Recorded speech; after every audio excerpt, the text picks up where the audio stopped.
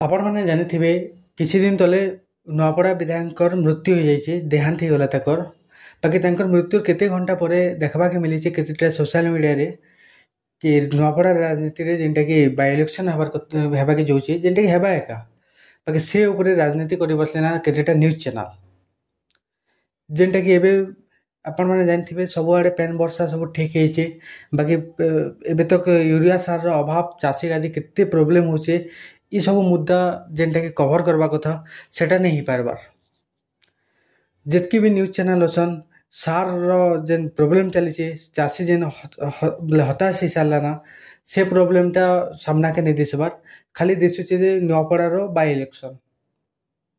आपण मैंने टिके चिंता करूँ ई टाइम रे चाषी के केते प्रोब्लेम होचे यूरिया सार काजे जेनटा कि एबे तो कहा के मिली नहीं पारबार, सब आड़े अवेलेबल नहीं पारबार। बाकी ई सब न्यूज ये सब जे न्यूज अच्छे ई सब के जदि फोकस करते बेले केते बढ़िया होता।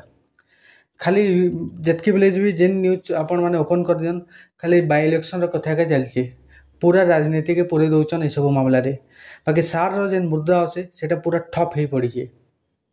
आपण मैंने टिके चिंता करूँ आपण कमेंट सेक्शन रे आपण मैंने जरूर लिखिक बताबे कि आपण मैंने काण भावुचन, मतलब ये सब मुद्दा आगे नहीं करी ई उपरे आपण मनकर मतामत हमर कमेंट सेक्शन रे जणे देबे।